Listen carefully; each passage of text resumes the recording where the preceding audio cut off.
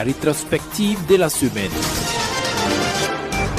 À son 4e jour d'interrogatoire, le général Gilbert Diendéré s'est prêté aux questions du parquet militaire. Le parquet militaire est revenu sur les déclarations faites par l'accusé et celles contenues dans ses procès-verbaux. Pour le parquet militaire, il y a une inadéquation entre ces déclarations. À titre illustratif, le parquet évoque la somme de 85 millions de francs CFA que le général a offert aux éléments du RSP. En effet, le général, dans ses propos, avait déclaré reçu cette somme du chef d'état-major général de la présidence ivoirienne, le général Diomandé. Mais devant la barre, le général a soutenu que la dite somme provenait de ses propres fonds. Également, le parquet a fait remarquer que le général, dans ses procès-verbaux, a déclaré que le coup d'État a été fomenté par un groupe de sous-officiers dont le noyau était composé de l'adjudant-chef Nebié Moussa alias Rambo et l'adjudant Nyonzan Florent. Mais devant la barre, le général livre une autre version en estimant que ces deux officiers n'avaient pas à l'idée de faire un coup d'État, mais de résoudre la crise qui prévalait au RSP. Revenant également sur la déclaration du CND, le parquet militaire a estimé que contrairement aux propos de l'accusé, tendant à faire croire qu'il a été le seul à rédiger la dite déclaration, n'est pas juste.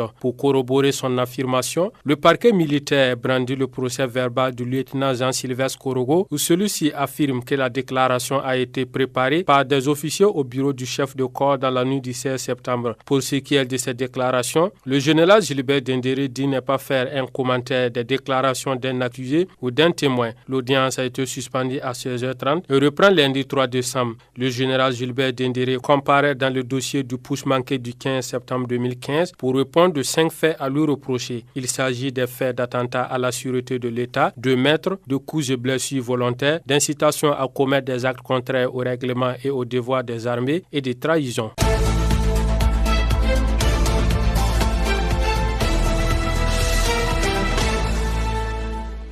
Une situation catastrophique. Voici comment les professeurs du programme Emploi Jeunes pour l'éducation nationale PJN qualifient leur carrière et les conditions de rémunération. Recrutés pour la plupart à la rentrée académique 2016-2017, ces anciens sont presque au terme de leur contrat mais n'ont pas de précision sur la suite à réserver à leur carrière. Pour le secrétaire général adjoint du bureau de la coordination des professeurs PJN Hassan Zoromé, le programme est conçu dans la vision de précarisation des emplois et n'est rattaché à aucune loi. Il indique que le contrat signé par le bénéficiaire ne comprend aucune forme de protection sociale et ne donne aucune garantie en termes de carrière. Les animateurs de la conférence de presse se sont également insurgés du fait qu'ils réalisent les mêmes tâches que les autres professeurs, alors que le professeur du PGN ne dispose que d'une allocation de 100 000 francs et exclut des examens sous prétexte qu'ils ne sont pas des professeurs. Ils ont par ailleurs dénoncé l'insuffisance de formation pédagogique appropriée pour leur permettre d'effectuer efficacement leurs tâches. Hassan Zoromé et ses camarades disent être déterminés à se battre pour exiger la satisfaction de leurs préoccupations. Pour eux, il est plus qu'urgent d'intégrer ces enseignants dans un statut particulier dans la loi 081 portant statut de la fonction publique des recrues du PGN qui ont consenti selon eux des sacrifices durant les années scolaires passées et qui désirent faire leur carrière dans l'enseignement.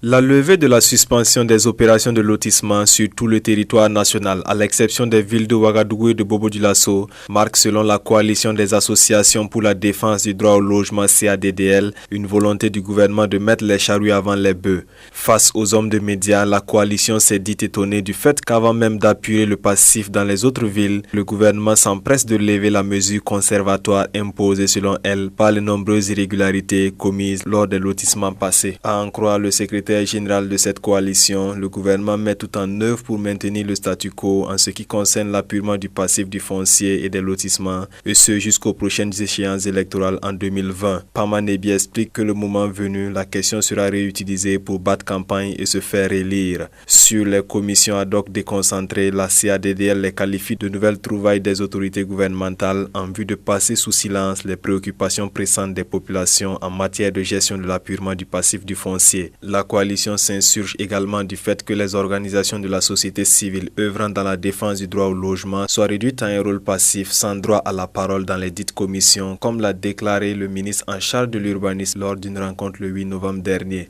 Elle se dit également préoccupée du fait que les commissions et leur mode de fonctionnement ont été arrêtés sans concertation avec les OSC qui n'ont été convoqués que pour information. Toute chose qui fait dire à Pama Nebié que le ministre tente ainsi d'empêcher les victimes de participer de façon active à la manifestation de la vérité sur ce qu'elle qualifie de gestion opaque et mafieuse des opérations de lotissement passées. En nous réservant le rôle d'observateur avec tous les éléments d'information supplémentaires, le gouvernement entend limiter notre marge de manœuvre et tailler notre rôle de veille à sa mesure, a déclaré Pama Nebié. La CADDL dit donc se démarquer de ses commissions ad hoc et appelle les OSC à l'unité pour les luttes futures. Elle a aussi exigé des cadres consensuels pour des audits associant les organisations de lutte pour la transparence dans les opérations de lotissement.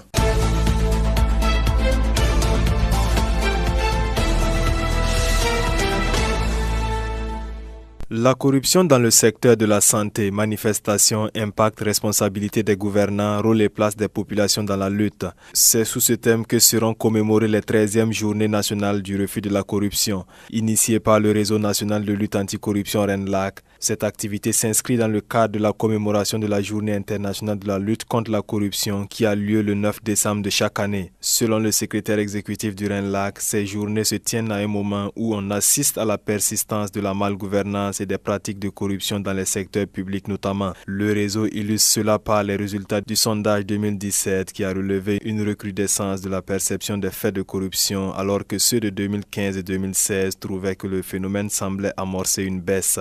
Le RENLAC souligne que ces 3 dernières années, le secteur de la santé a connu de nombreuses dénonciations d'actes de corruption avec les raquettes des patients lors des consultations, les détournements de matériel et de médicaments couverts par la gratuité et les détournements de malades vers des centres de santé privés. Claude Ouetta poursuit en indiquant que la corruption dans ce secteur compromet l'accès effectif des populations, surtout celles pauvres, à des soins de santé de qualité. Toute chose qui, selon lui, peut avoir de fortes répercussions sur leur productivité économique et surtout menacer leur survie. Les animateurs de la conférence de presse ont précisé qu'en braquant les projecteurs sur le secteur de la santé pour cette 13e édition, le RENLAC veut mettre ce secteur au cœur des priorités de la lutte anticorruption en 2019. C'est pourquoi Claude Ouetta et ses camarades attendent une mobilisation de tous les acteurs pour faire front commun contre ce qu'ils qualifient de fléau dévastateur dans les centres de santé. Les activités commémoratives des 13e journées nationales du refus de la corruption se dérouleront du 1er au 10 décembre prochain à Ouagadougou et dans les 5 régions abritant les comités régionaux anticorruption. Comme activité, le réseau prévoit des panels, des conférences publiques dans les centres de santé, des animations de théâtre, forums et d'émissions télé et radio, ainsi que le lancement officiel de la plateforme d'information anticorruption Venom AC.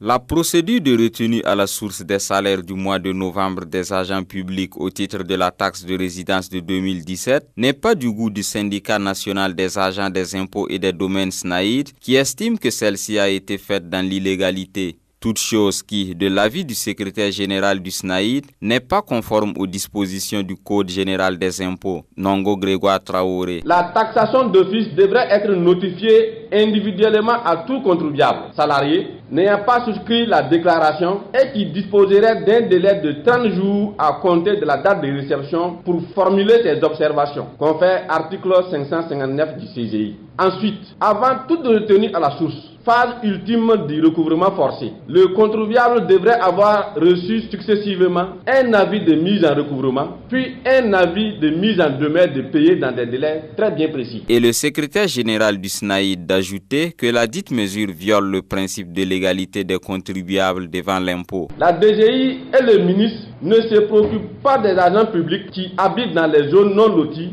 non concernées par cette taxe, qui pourtant sont nombreux. Qu'en est-il des autres contribuables qui ne sont ni fonctionnaires, ni salariés du secteur privé? Même si le communiqué les indique comme concernés par la présente opération, il est de notoriété publique que la DGI n'a jamais été capable, depuis l'institution de cet impôt en 1992, de le faire payer par tous les contribuables sans exception. Face à cette situation, le syndicat dit exiger du gouvernement des bases d'imposition justes et équitables pour tous les citoyens, le remboursement des sommes retenues et le recouvrement des dettes de l'État de quelque nature que ce soit.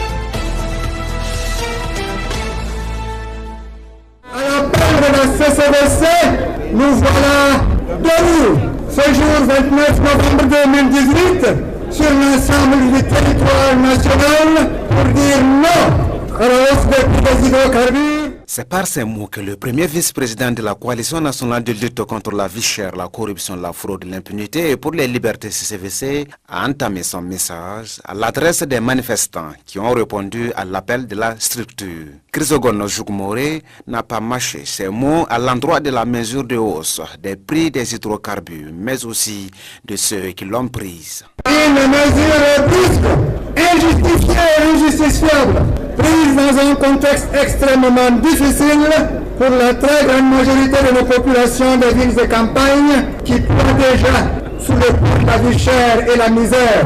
Une mesure inique, cynique, cruelle et criminelle donc, prise sans état d'âme par un gouvernement exécutant au quart de tour les injonctions du FMI et de la Banque mondiale, mais sourd et muet face aux cris de détresse des Burkinabés.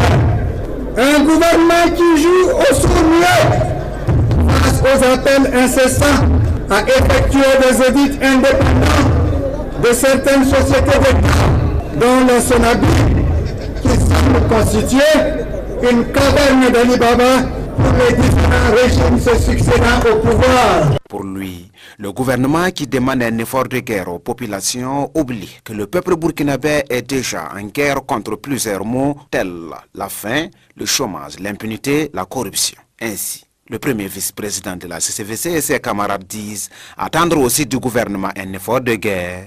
Par la réduction des salaires des ministres,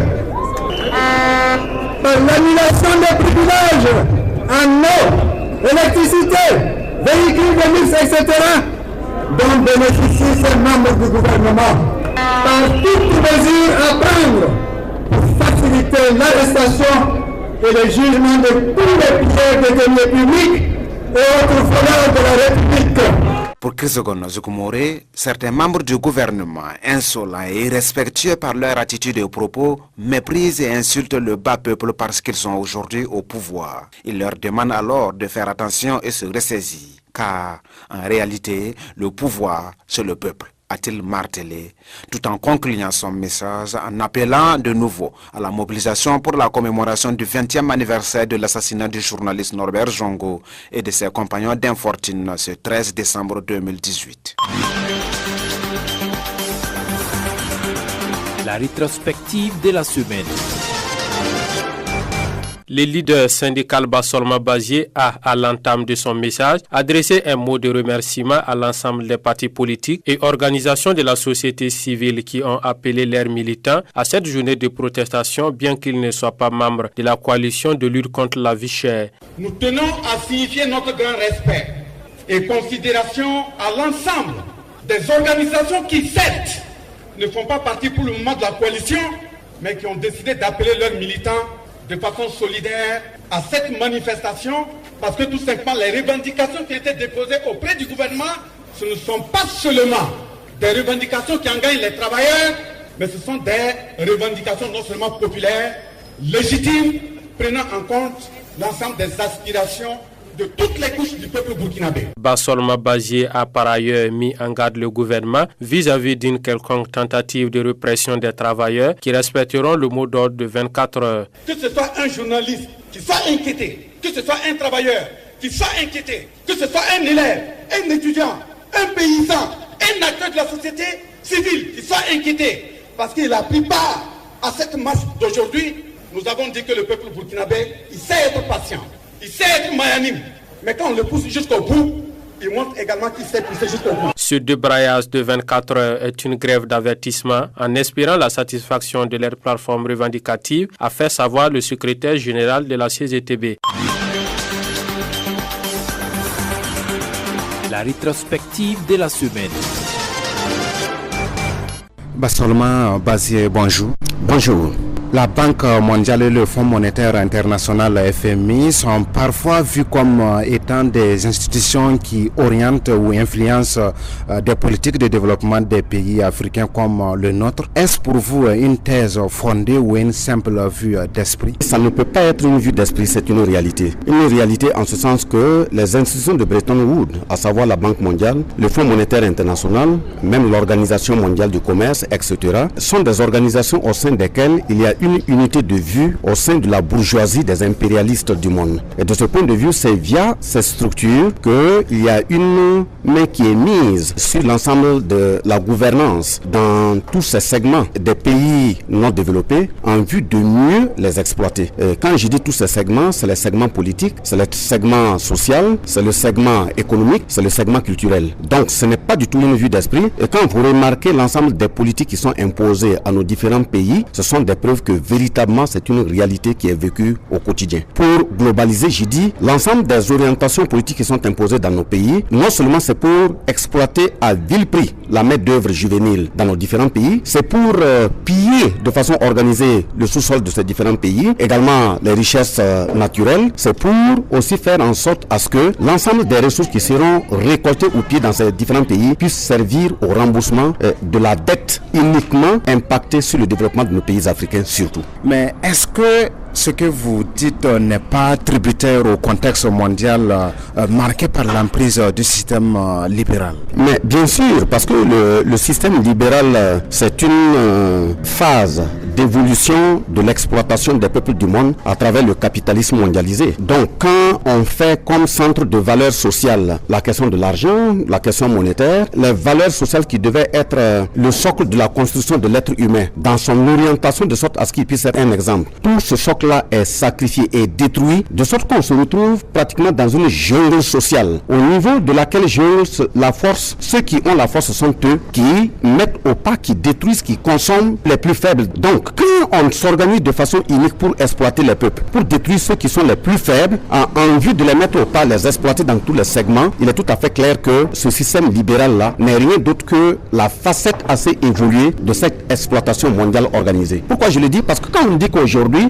quel que soit le coût des articles sur un marché, leur coût doit être déterminé par la loi du marché. Ça veut dire que c'est la loi de l'offre et de la demande. Aucune gouvernance politique ne soit à mesure de dire que faites attention que dans notre pays, au vu de l'évolution économique, il y a des segments sociaux qui n'arrivent pas à faire face au coût cher de la vie. Et de ce point de vue, il faut permettre à ceux-mêmes qui ne sont pas capables de faire face à cet enchérissement de périr. Vous voyez, c'est la destruction de la morale au profit de l'emmagasinement, de l'accumulation des richesses, de l'argent, du matériel, de l'armement, ainsi de suite. Et pour prendre cette facette aussi, c'est de dire que les conditions qui sont exploitées pour que ce libéralisme puisse évoluer de façon conséquente, c'est les conditions qu'on crée pour que ces peuples-là ne connaissent pas le calme, ne connaissent pas la paix. Donc, la production des armes à travers les industries qui sont cachées dans l'ombre, le fait qu'on crée des crises au sein de certains peuples, la question du terrorisme, du djihadisme, qu'ils développent à souhait dans ces pays-là, c'est pour empêcher qu'il y ait la sérénité, afin que la gouvernance politique ne soit pas orientée vers la protection des populations. Et du même coup, on détruit toute capacité d'organisation autonome de ces peuples à pouvoir prendre eux-mêmes leur sécurité en charge. Donc, quand on oriente, on forme la police, on forme la gendarmerie, on forme les segments militaires, rien que pour réprimer soit des opposants, soit des syndicalistes, soit des défenseurs intrépides de droits humains, vous comprendrez très bien que dans ce sens-là, on ne peut pas avoir de façon indépendante une sécurité qui puisse nous permettre de mieux évoluer.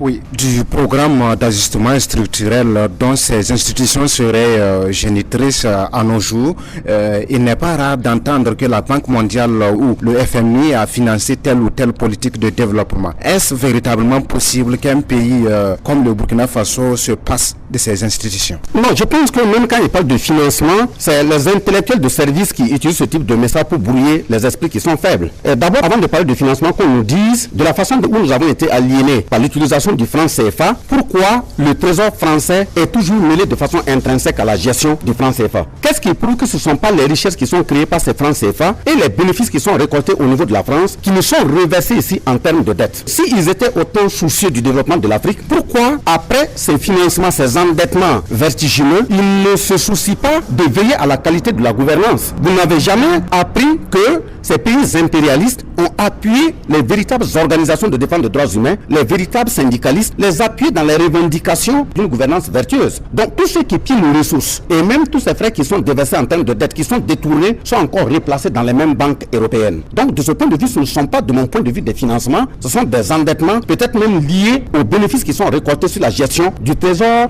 français via le franc CFA qui est basé à leur niveau, à souhait. Par exemple, vous prenez la lecture du Code du travail qui a commencé en octobre 2017, qui a été bloqué, et le même Fonds monétaire international, la Banque mondiale, vient imposer à nos autorités d'aller relire le Code du travail harmonisé de l'espace CEDEAO ou de l'espace UEMOA.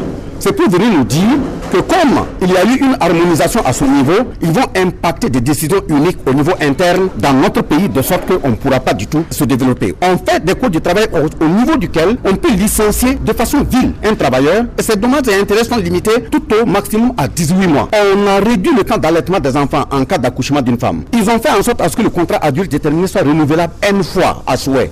Ils ont fait en sorte à ce qu'il y ait des sociétés de placement, d'esclavage à la limite. On vous recrute, on va vous placer dans une société où le salaire que vous devriez recevoir, ce qui tombe dans votre assiette ne vaut même pas la moitié de vos capacités intellectuelles qui sont exploitées. Dans notre pays, le code minier, depuis 2015, une loi a été votée de retenir 1% pour le développement des localités. Mais jusqu'à présent, la loi n'est pas appliquée. Donc, quand vous parcourez dans tous ces segments, avec le secteur social au niveau de la santé qui a été détruit, le secteur de l'éducation qui a été détruit, c'est pour nous laisser des lendemains assez amers. Oui, au-delà de la marge de manœuvre de nos États très faible, vous allez en même temps, à votre avis, nous dire quelle peut être l'alternative véritable face à cet état de fait que vous venez en tout cas de décrire.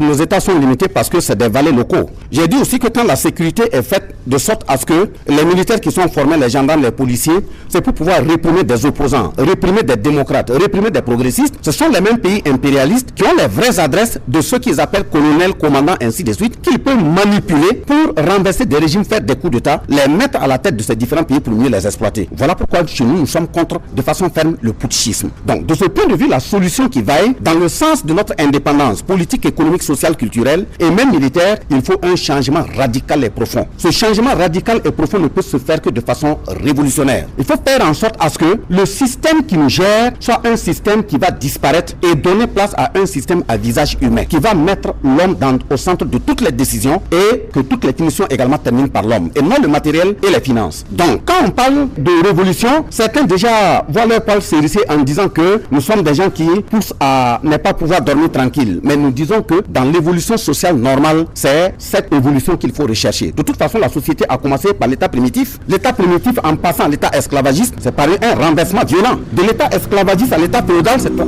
un renversement violent. De la féodalité au capitalisme, c'est par un renversement violent. Pourquoi alors le capitalisme doit-il craindre que quand on parle de communisme, les gens montent sur tous leurs chevaux pour dire que c'est des choses qui ne peuvent pas se faire? Qu'on le veuille ou pas, tel que nous sommes en train d'évoluer, nous n'avons pas autre solution que de nous battre, nous organiser et faire en sorte à ce qu'il y ait un changement qualitatif et profond pour le développement de notre peuple entier, pour qu'il y ait un progrès social véritable. Pas seulement Bazier, merci. Merci bien.